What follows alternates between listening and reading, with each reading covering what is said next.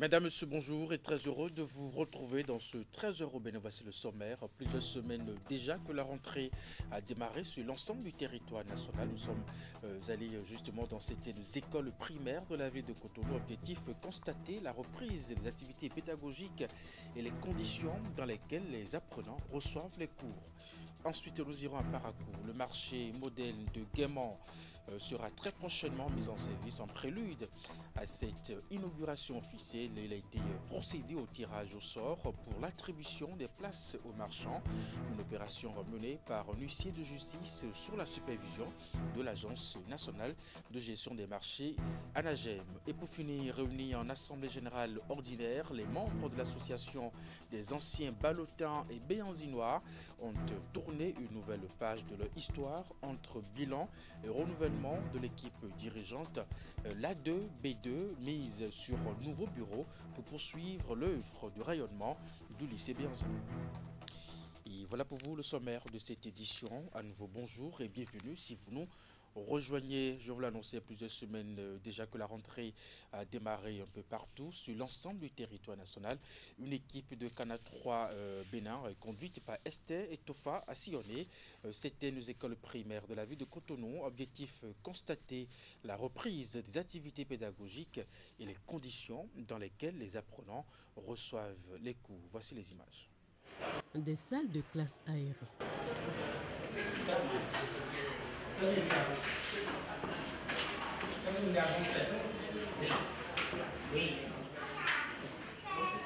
Du mobilier de travail en parfait état.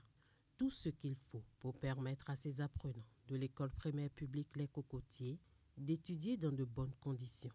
Comment tu vas? Un pas pour lui.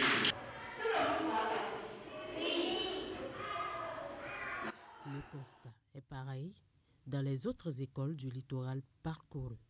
Les apprenants ont bien commencé la rentrée scolaire et le projet du gouvernement, un enseignant, une classe a été respecté ici et toutes les classes sont pourvues d'enseignants. Et les apprenants sont dans de très bonnes conditions de travail. Chaque enseignant est dans sa classe et les apprenants sont assidus au travail.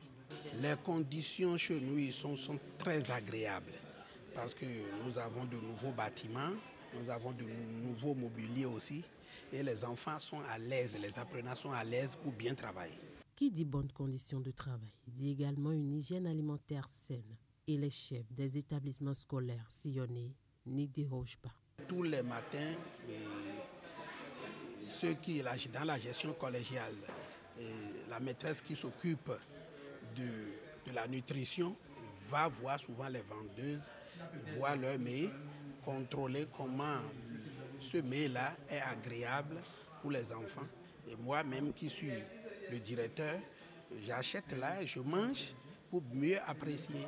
Et maintenant pour la gestion collégiale, le chef d'établissement délègue un collaborateur pour l'éducation nutritionnelle et sanitaire de l'établissement.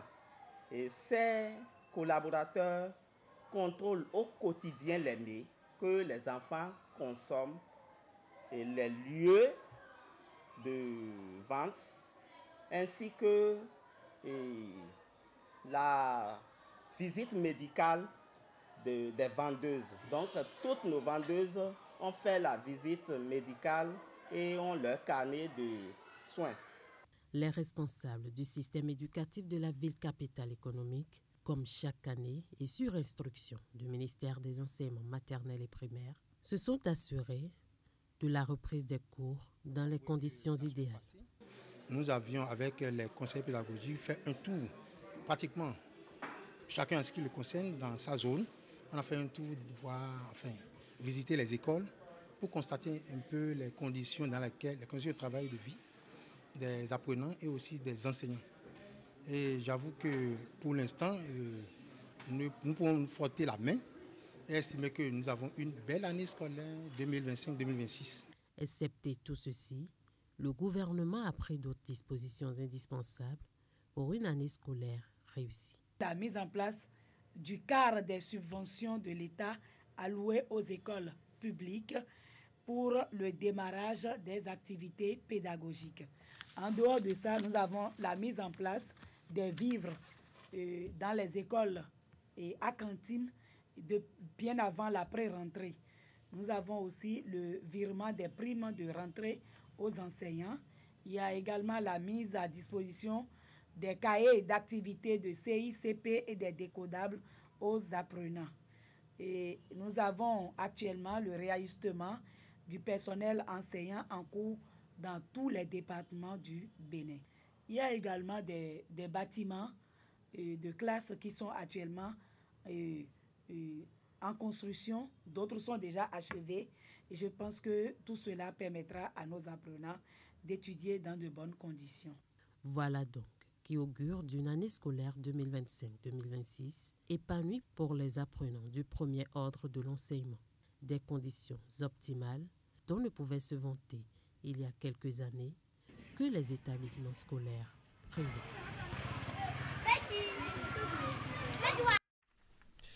Tous les feux sont désormais ouverts quant au démarrage du projet de supplémentation nutritionnelle des 1000 premiers jours et plus.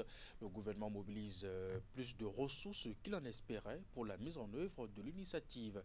La table ronde organisée ce dimanche à la suite de la conférence internationale sur la nutrition de ce samedi se solde par une annonce de plus de 250 milliards de francs CFA d'engagement des partenaires. Ceci y va justement de l'opérationnalisation imminente de cette initiative dont la pertinence a été démontrée par les scientifiques au cours des travaux. Point de presse des directeurs généraux des politiques et développement et puis celui en charge de l'Agence nationale de l'alimentation et de la nutrition à l'issue de la rencontre. Nous saluons avec enthousiasme le fort engagement manifesté par l'ensemble des partenaires techniques et financiers qui ont massivement répondu présents à l'appel du gouvernement du Bénin. À l'issue de nos échanges, nous avons le plaisir de vous annoncer que nous avons reçu des partenaires des engagements fermes de financement du projet à hauteur de 442,5 millions de dollars US, soit 252,8 milliards de francs CFA, ce qui représente 126% de financement attendu qui est de 350 millions de dollars US, soit 200 milliards de francs CFA. Ce financement substantiel permettra de renforcer les interventions nutritionnelles à fort impact, d'élargir la couverture géographique du programme et d'assurer une mise en œuvre efficace et durable des actions prévues sur le terrain. Cette mobilisation exceptionnelle marque une étape décisive dans la mise en œuvre du projet. Les ressources qui ont été annoncées dans le cadre de cette table ronde sont destinées à compléter les ressources de l'État pour les interventions prévues dans le cadre du projet de supplémentation nutritionnelle des 1000 premiers jours. Vous savez que la malnutrition fait des dégâts et scientifiquement, il est démontré que c'est la période des 1000 premiers jours et les 1000 jours suivants, c'est dans cette période-là que tout le capital cognitif de l'enfant se forme. Si l'homme est la richesse des nations, la source de cette richesse, c'est les capacités intellectuelles. La conférence qui a été organisée, la conférence internationale sur la nutrition, qui a été organisée, a permis aux différents experts de revenir sur ces données scientifiques et d'éveiller davantage l'attention sur le caractère critique de cette période. Donc le projet dont nous mobilisons les financements aujourd'hui, ce projet est destiné donc à aider à lancer une lutte méthodique et une lutte vraiment décisive contre la malnutrition au Bénin pour donner des chances aux générations futures de pouvoir avoir leur plein potentiel pour contribuer au développement de notre nation. À l'issue de cette table ronde, nous saluons Son Excellence le Président Patrice Talon, Président de la République, pour sa vision et ses orientations stratégiques pour ce projet, qui est un projet assez critique pour le renforcement du capital humain au Bénin.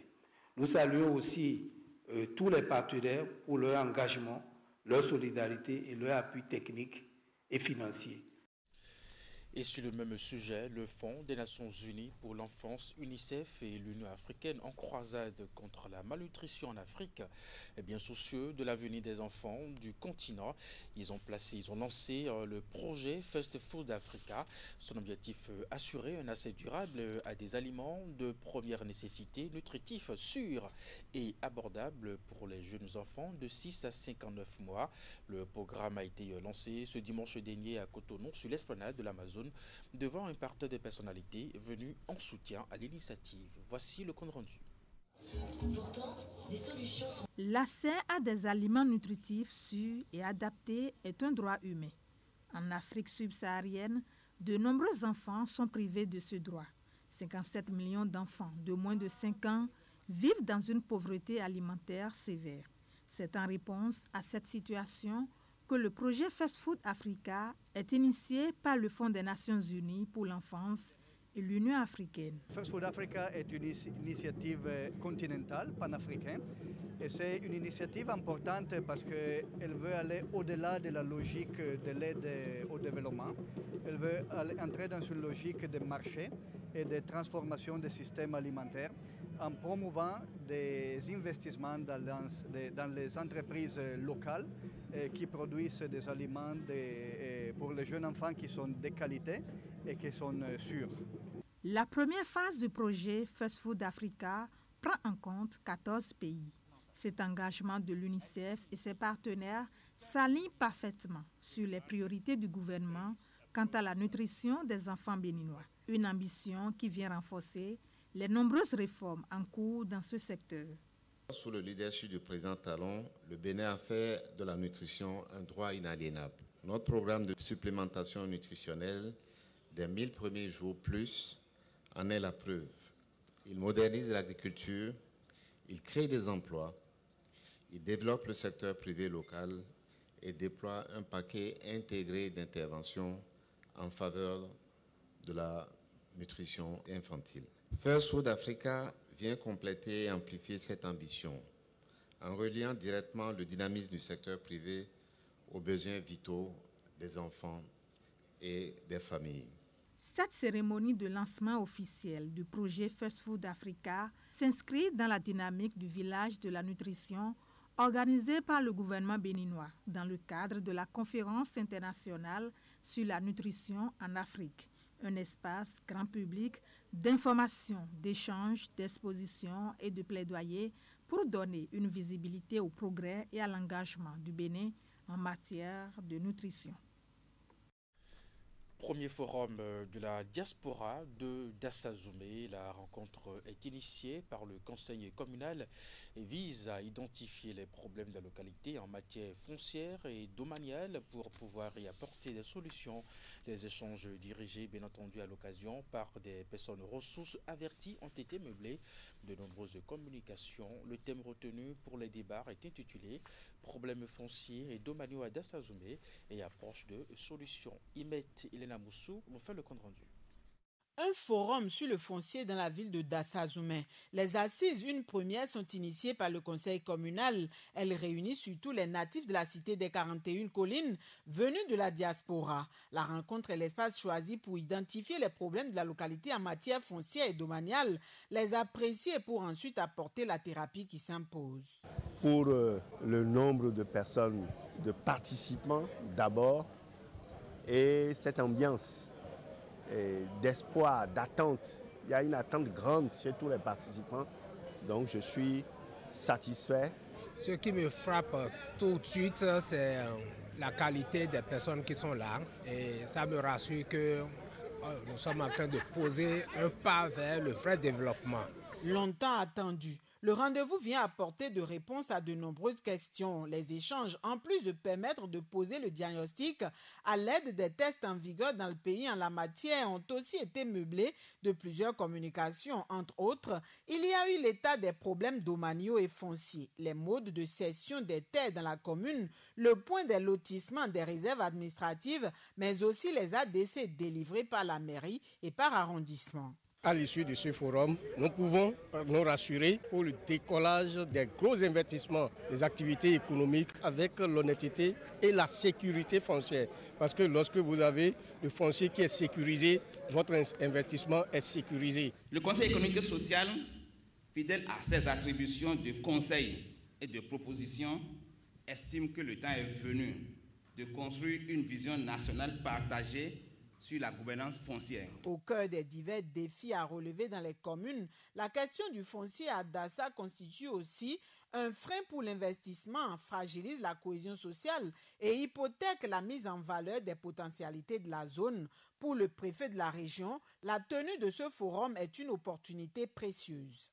Elle nous permet de créer un cadre d'échange franc entre autorités locales, acteurs techniques et membres de la diaspora. Au nom du gouvernement, je voudrais donc féliciter le maire de Dassa Zoumé et toute son équipe pour cette initiative visionnaire qui changera à coup sûr la situation à Dassa. Au thème des travaux placés sous le thème « Problèmes fonciers et domaniaux à Dassa Zoumé et approche de solutions », les autorités de la commune sont invitées par les participants à prendre en compte les suggestions, contributions et surtout les recommandations pour le bien-être de la population. Dans la suite de cette édition, ce vendredi dernier s'est clore à Cotonou la deuxième édition du Hackathon IA 2025. Pendant 3 jours, des jeunes talents de divers horizons ont planché sur un défi majeur, mettre l'intelligence artificielle au service du foncier. Sur les 178 équipes qui ont postulé, ce sont les 16 retenues pour la phase finale qui ont rivalisé de créativité pour proposer des solutions innovantes. Retour sur la cérémonie de clôture de cette compétition placée sous le signe de l'innovation. Reportage. Foncier, algorithme, innovation, ce sont les 3 concepts qui ont occupé les esprits de ces jeunes geeks pendant 72 heures. Réunis en 16 équipes pour la dernière phase du Hackathon IA 2025, ils ont relevé le challenge qui les attendait, celui de concevoir des outils capables d'apporter des solutions concrètes dans le domaine du foncier grâce à l'intelligence artificielle. On a beaucoup appris, on a beaucoup échangé avec les étudiants et surtout il y a eu un engouement vraiment intéressant. On a dit à 3 jours ici qu'on voulait des solutions concrètes et vraiment on est satisfait du travail qui a été réalisé par les différentes équipes. Je voudrais vraiment vous féliciter pour cette belle implication, pour cet engagement, pour cette passion. Quand on est passionné, quand on travaille, il n'y a aucune raison de ne pas y arriver. Et je suis fier évidemment de ce que toute cette belle équipe a fait. Sur les 16 équipes sélectionnées pour cette phase finale, c'est l'équipe UDI Africa qui repart avec le gros lot de 2 millions de francs CFA ainsi que des gadgets offerts par Celtis Bénin. Underdogs décroche la 2e place et une enveloppe de 2 millions de francs CFA. Tandis que Dalpicor IA complète le trio gagnant et repart avec 500 000 francs CFA. Notre challenge a été de mettre en place une plateforme numérique, donc un chatbot qui permet à tout utilisateur de venir sur le chat, d'uploader son levé typographique et d'avoir le rapport qui lui est dû. On passe de, je dirais, environ 15 à 30 jours à une moyenne de quelques secondes, je dirais. Parce qu'après avoir envoyé tout juste le PDF, je vais dire le relevé topographique, on a directement le rapport qui est généré. La vision, celle de faire du Bénin, pas d'un quartier latin, mais un quartier du numérique, on y est presque. Au nom du ministère, vous avez notre soutien et puis notre manière de le marquer, c'est de vous donner encore plus de ressources. Organisé par l'Agence des systèmes d'information et du numérique, le Hackathon IA s'inscrit dans le cadre du programme BeDigital, financé par la coopération luxembourgeoise. Cette 2e édition prouve une fois encore le potentiel des jeunes talents béninois dans le domaine du digital. Le marché de Guéman à Paracourt sera très prochainement mis en service en prélude à cette inauguration officielle. Il a été procédé au tirage au sort pour l'attribution des places aux marchands, une opération menée par un huissier de justice sous la supervision de l'Agence nationale de gestion des marchés ANAGEM et en présence des marchands officiellement enregistrés. Au thème de ce jeu de hasard, les places sont attribuées aux marchands en fonction de critères prédéfinis tels que la catégorie de leur commerce et la surface requise pour leur activité. Retour sur les temps forts de ce tirage avec Jacques Deguy. Composé essentiellement de femmes, les marchands sont venus nombreux pour ce tirage au sort qui s'est déroulé dans l'enceinte du marché. Mais avant de lancer les hostilités, Maître Félix Agognon, l'huissier de justice assermenté pour l'opération, rappelle les règles du jeu. Nous allons appeler quelqu'un dans la foule à chaque fois qui viendra tirer dans l'une nom des marchands un nom et en même temps tirer dans l'une qui comporte les numéros des étals un numéro et c'est ce numéro d'étal qui sera attribué à ce marchand. Cette clarification faite se place ensuite au tirage au sort proprement dit. À chaque nom de marchand tiré est associé un numéro d'étal. Numéro d'étal 337. Et au terme de ce jeu de hasard, environ 300 étals primaires ont été attribués. C'est un processus pour montrer aux marchands et au public que l'attribution des places se fait de façon transparente et équitable. Nous avons en priorité accordé la place à tous les occupants du marché de Guéma, qui est à quelques mètres. Nous avons travaillé échangé avec les comités qui étaient en place. Comme au niveau des autres marchés, le tirage s'est effectué au vu au su de tout le monde.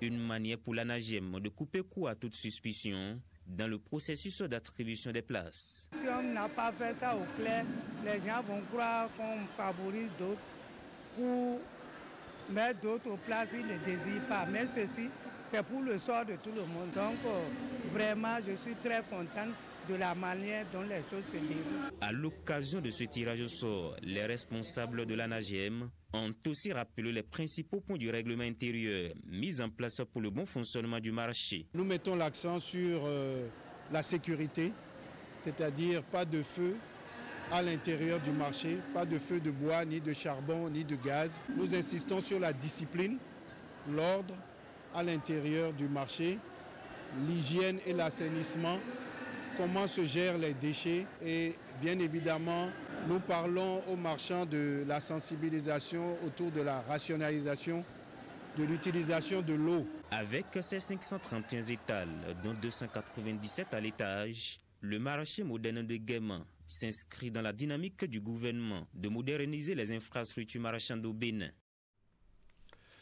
À la suite de ce tirage, il faut dire qu'entre-temps, annoncé pour le vendredi 26 septembre, l'inauguration officielle du marché moderne de Guéman aura finalement lieu à une date ultérieure, probablement à la mi-octobre 2025. 1949-2025, exactement 116 ans que la République populaire de Chine est fondée au lendemain de la victoire des Alliés contre le nazisme et le fascisme, bien entendu de la Seconde Guerre mondiale. Comme chaque année, l'ambassade de Chine organise au Bénin une soirée festive pour commémorer cette date qui marque l'histoire. Et bien entendu, la Chine et du monde, occasion pour les officiels du Bénin et de la Chine de raviver la bonne coopération qui existe entre les deux pays. Voici les détails. Réunis dans cette salle de Golden Tulip Hotel à Cotonou, la communauté diplomatique et les officiels béninois se retrouvent pour ensemble célébrer le 76e anniversaire de la fondation de la République populaire de Chine.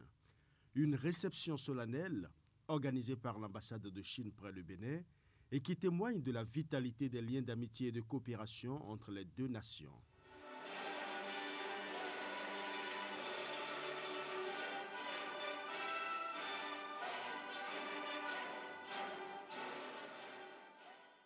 Tout en retraçant le parcours de son pays depuis 1949, l'ambassadeur de Chine met un accent particulier sur les réalisations spectaculaires en matière de développement économique et social, ainsi que l'engagement continu pour la paix, et la coopération internationale.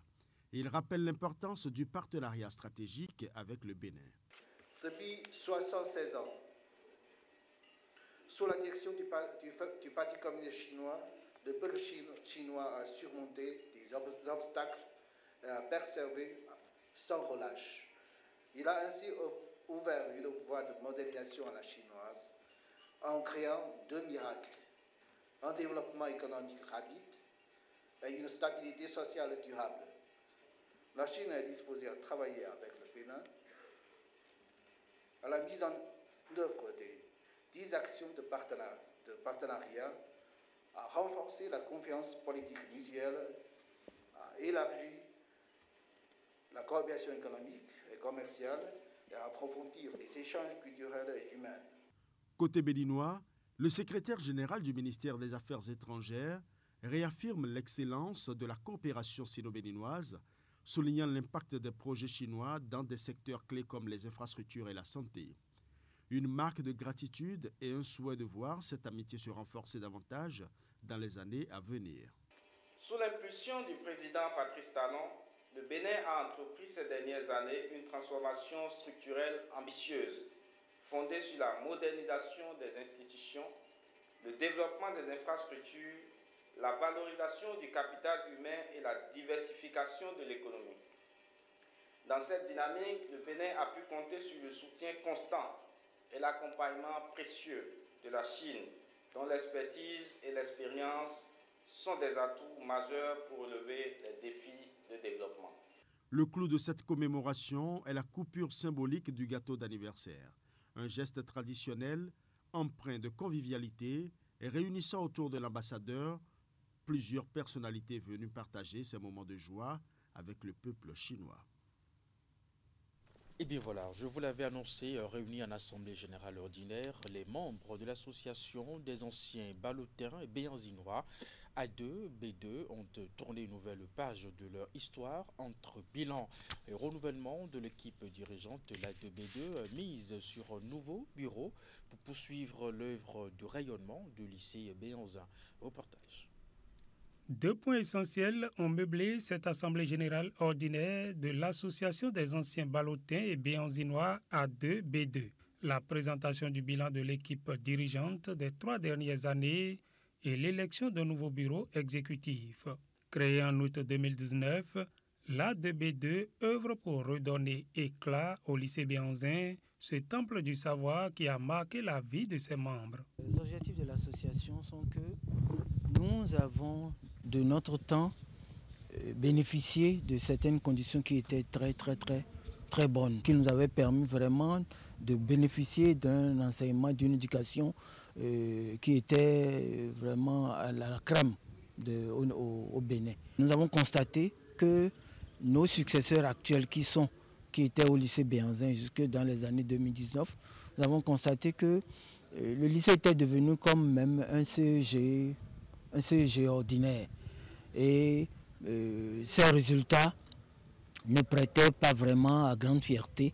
Et c'est à cela que nous avons voulu remédier en cherchant à recréer les conditions dont nous on avait bénéficié en notre temps pour que les élèves actuels puissent avoir des motifs d'être excellents et d'être bons.